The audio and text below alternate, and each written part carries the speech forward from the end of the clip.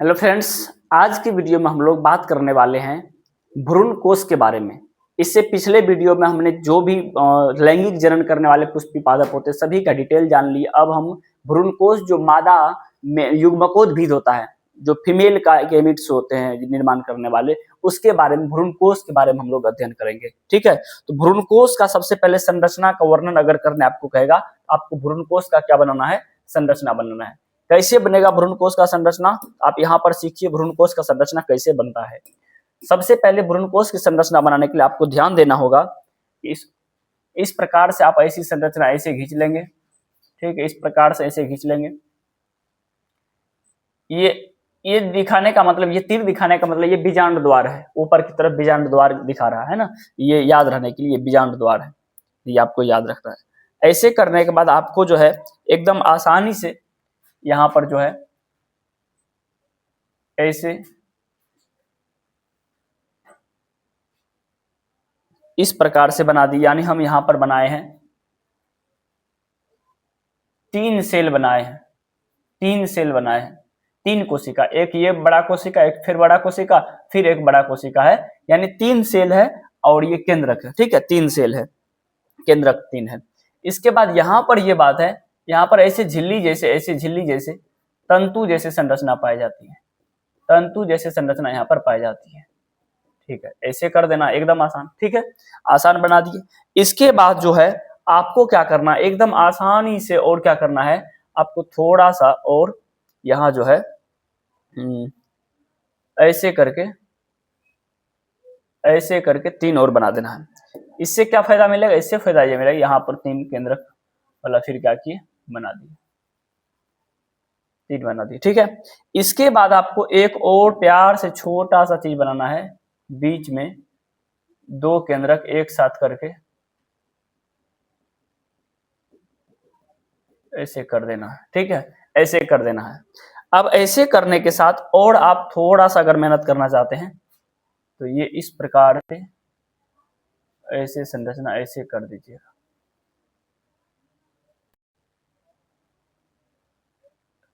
तो ये हमारा जो है एक परिपक्व भ्रूण कोश हो गया।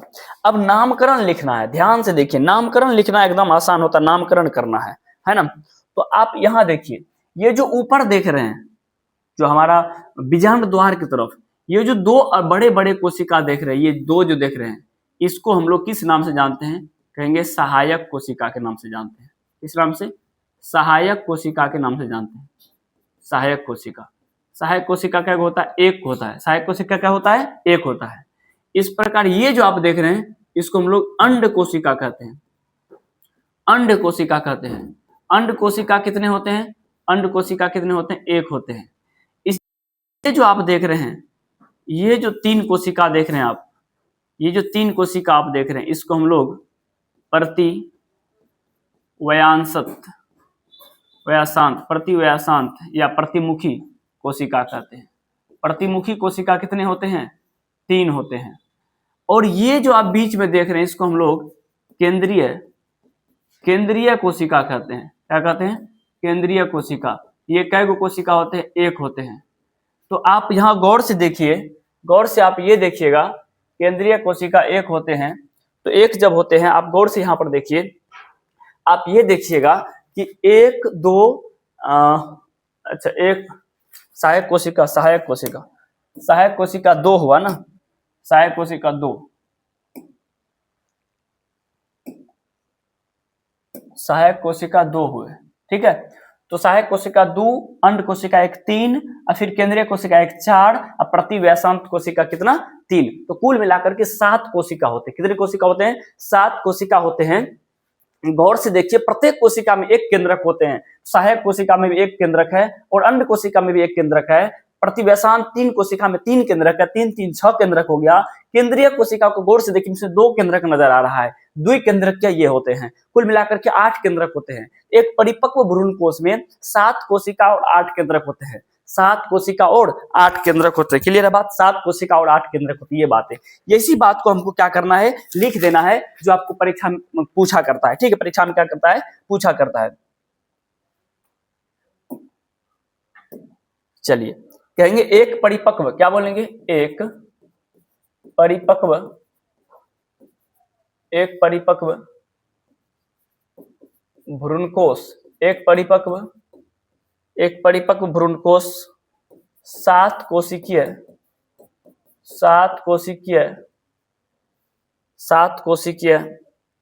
तथा आठ केंद्रकीय होते हैं। 7 कोशिकीय और कितने होते हैं? 8 केंद्रकीय होते हैं। क्लियर है? बात आपको परीक्षा में लिखना है। जब भ्रूणकोश की क्या कहेगा, संरचना कहेगा, तो ऐसे फिगर बना के, ठीक है। उसके बाद 7 कोशिकीय होते हैं तो 3 अलग अलग प्रकार की संरचना से बने होते हैं। पहला होता है अंड उपकरण। क्या होता है? अंड उपकरण। अंड उपकरण कौन है? अंड उपकरण कौन है? यानी ये जो आप देख रहे हैं, ये दोनों मिलाकर के हम लोग क्या कहते हैं? इसे अंड उपकरण कहते हैं। अंड उपकरण कहते हैं। अंड उपकरण हुआ ये क्या हुआ? अंड उपकरण, ठीक है। अंड उपकरण, इसको हम लोग एग एपेरेटस कहते हैं, ठीक है। एग एपेरेटस कहते हैं, अंड उपकरण कहते हैं। अंड उपकरण में आप देख रहे हैं, पहले यहाँ पर क्या है? पहले क्या कहेंगे? सहायक कोशिका 2 है, वो अंड कोशिका है। तो अंड कोशिका और सहायक कोशिका, तो ये आपको पहले थोड़ा सा लिखना है। यह भ्रूणकोश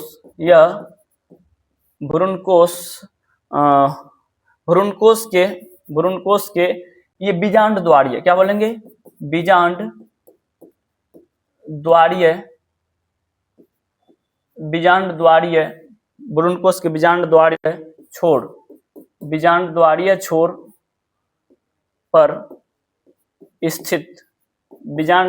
छोर पर स्थित होता है।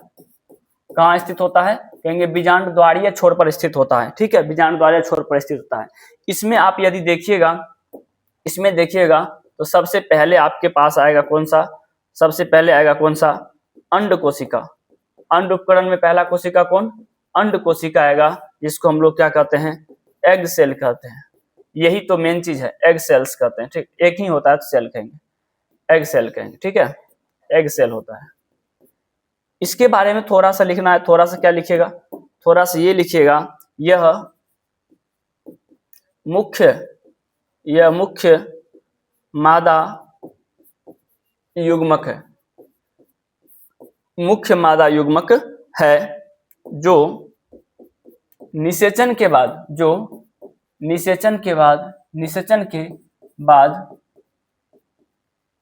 भ्रूण बनता है। जो निषेचन के बाद क्या बनता है? भ्रूण बनता है। जो निषेचन के बाद क्या बन जाता है? भ्रूण बन जाता है। अंड कोशिका निषेचन के बाद क्या बन जाता है? भ्रूण बन जाता है। गौर से समझिए, अंड कोशिका से एक परागकण यदि निषेचन करेगा, उसको बोलते हैं एक हरा निषेचन। अंड कोशिका और परागकण, जब कभी परागकण 2 आते हैं, अंदर आते हैं परागकण 2, ये जो केंद्रीय कोशिका है इसके साथ भी मिल जाते हैं, तो एक हरा निषेचन हुआ अंड कोशिका के साथ, और जब केंद्रीय कोशिका के साथ मिल गया तो दोहरा निषेचन। तब कौन सा निषेचन? दोहरा निषेचन। तो दोहरा निषेचन, इसमें दो केंद्रक है, परागकण में एक केंद्रक, तो 2 1 3 केंद्रक, त्रिसंलयन इसको बोलते हैं। त्रिसंलयन के बाद दोहरा निषेचन, जो हम अगले बात करेंगे दोहरा निषेचन का। अभी तो इसकी संरचना जो परीक्षा में आपको लिखना वो बात कर रहे हैं, ठीक है। इसी प्रकार थोड़ा सा और इसमें अगर आपको कहेगा थोड़ा सा, तो आप ये लिखिएगा, थोड़ा सा लिखिएगा क्या? इसको कहेंगे हम लोग क्या? इसको हम लोग कहेंगे सहायक कोशिकाएं। सहायक कोशिकाएं 2 है तो सहायक कोशिकाएं है ना, इसको बोलते हैं साइनर्गिड्स, है ना। सहायक कोशिकाएं, ये बात बोलते हैं सहायक कोशिकाएं। क्या होता है? इसके बारे में क्या लिखिएगा? इसके बारे में लिखिएगा, क्या कहेंगे? अंड कोशिका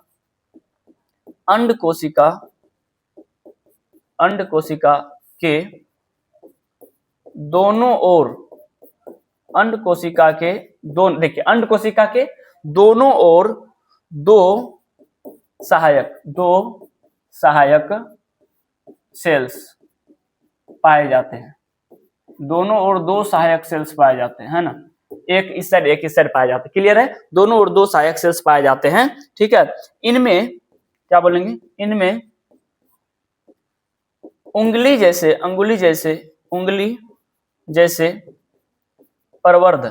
जैसे प्रवर्ध देख सकते हैं गौर से, प्रवर्ध, है ना, उंगली जैसे प्रवर्ध, यहाँ देखिए उंगली जैसे प्रवर्ध, उंगली जैसे प्रवर्ध, उंगली जैसे प्रवर्ध, तंतु रूप इसको बोलते हैं, तंतु रूप समुच्चय, तंतु रूप समुच्चय, समुच्चय, तंतु रूप समुच्चय, उंगली जैसे प्रवर्ध, तंतु रूप समुच्चय, तंतु रूप समुच्चय पाए जाते हैं, पाए जाते हैं। क्लियर है? तंतु रूप समुच्चय क्या होते हैं? पाए जाते हैं। ठीक है, क्लियर है? उसके बाद देखिए जो क्या काम है इसका, पराग नलिका, क्या बोलेंगे, पराग नलिका को भ्रूणकोश, भ्रूणकोश, भ्रूणकोश, भ्रूणकोश में, अच्छा भ्रूणकोश के अंदर, भ्रूणकोश के अंदर, भ्रूणकोश के अंदर प्रवेश, प्रवेश क्या बोलेंगे, प्रवेश करने में, प्रवेश करने में राह दिखाता है ना, मार्गदर्शन करता है, मार्गदर्शन करता है, मार्गदर्शन, मार्गदर्शन करता है, मार्गदर्शन करता है, मतलब महत्वपूर्ण है। जो पराग नलिका इसके अंदर आएंगे तो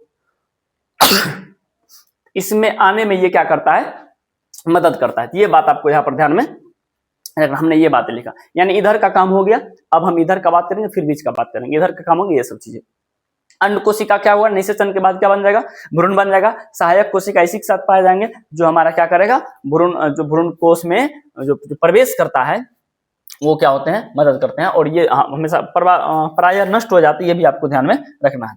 चलिए इसके बाद हम अगला बात करेंगे, अगला हम बात करेंगे किसका, प्रतिव्यसांत कोशिका का। ठीक है, प्रतिव्यसांत कोशिका का हम क्या करेंगे, बात करेंगे। इसको हम लोग इस नाम से भी कह सकते हैं, इसको हम लोग इस नाम से कह सकते हैं, प्रति, क्या कहेंगे, प्रतिमुखी, प्रतिमुखी या प्रतिव्यसांत, प्रतिव्यसांत कोशिका, प्रतिव्यसांत कोशिका इसको हम लोग कह देंगे, है ना। इसको हम लोग एंटीपोडल क्या कहते हैं, एंटीपोडल्स, एंटीपोडल सेल्स कहते हैं, एंटीपोडल सेल्स कहते हैं, क्या कहते हैं, एंटीपोडल सेल्स कहते हैं। ठीक है, ये संख्या में क्या बोलेंगे, ये संख्या में बात करें, ये संख्या में 3 होते हैं, संख्या में 3 होते हैं, संख्या में कितने होते हैं, 3। क्लियर है बात, संख्या में कितने होते हैं, 3। आप फिगर देख लीजिए, संख्या में 3 होते हैं। और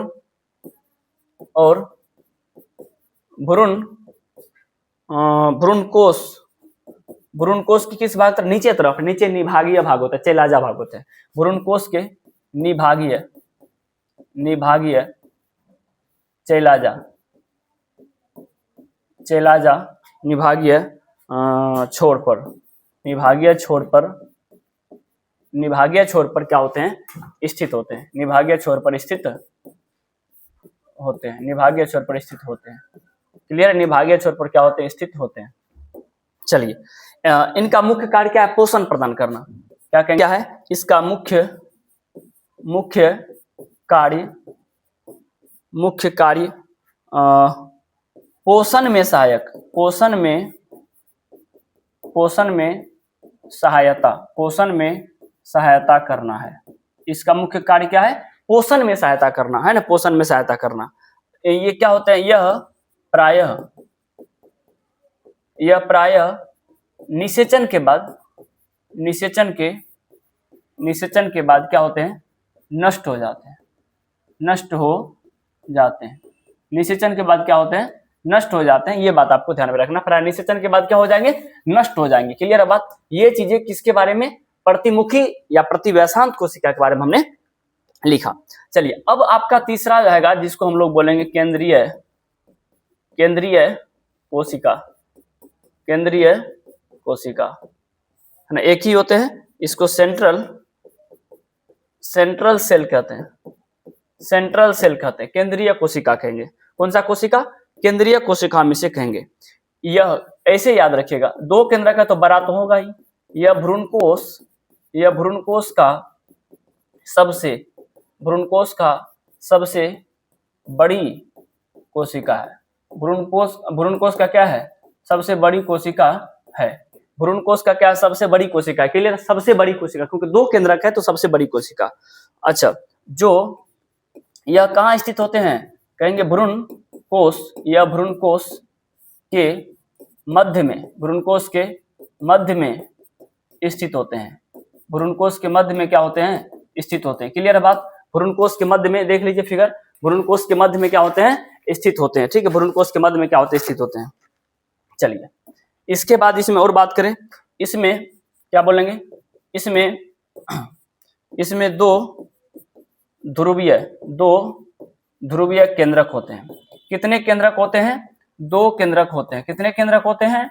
2 केंद्रक होते हैं। 2 केंद्रक होते हैं, है ना? तो क्या कहेंगे? निषेचन के समय ये केंद्रक क्या करता है? ये केंद्रक नर युग्मक से, नर युग्मक बोले तो परागकण से नर युग्मक के साथ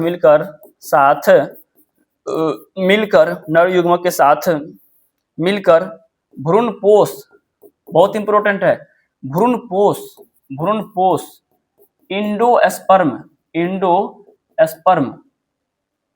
इंडोस्पर्म, यानी ये मिल करके क्या बना लेता है?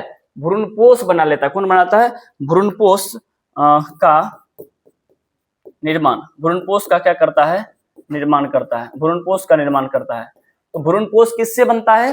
भ्रूणपोष किससे बनता? दोहरा निषेचन के बाद। जब इससे एक नर युग्मक और मिल जाएगा तब ये भ्रूणपोष बना लेगा, इंडोस्पर्म बना लेगा दोहरा निषेचन के बाद। ठीक है, याद रखिएगा।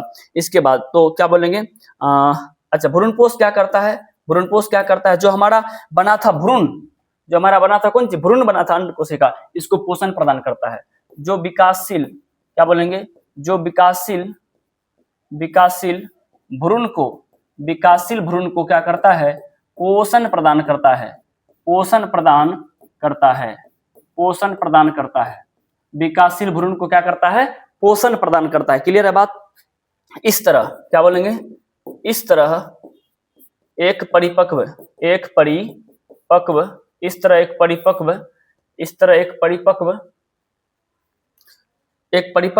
कौन चीज?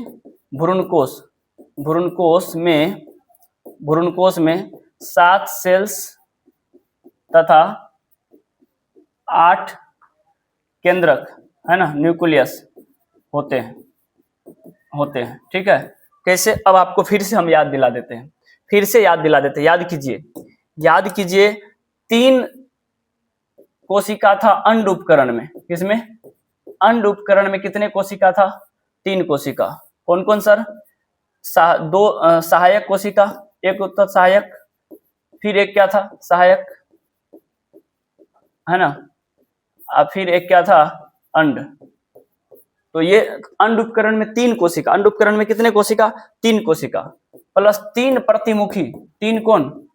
प्रतिमुखी कोशिका, है ना, 3 प्रतिमुखी कोशिका। ठीक है, उसके बाद आपको पता है एक केंद्रीय, एक कौन सी? केंद्रीय, एक केंद्रीय। अब आप बताइए, इसमें एक केंद्रक, इसमें एक केंद्रक, इसमें एक केंद्रक, इसमें 3 केंद्रक, 3 को है तो इसमें 2 केंद्रक होते हैं। एक कोशिका में 2 केंद्रक, यही तो सबसे मुद्दा वाला बात। एक कोशिका में 2 केंद्रक। इस प्रकार कितने केंद्रक हो गए? 8 केंद्रक हो गए।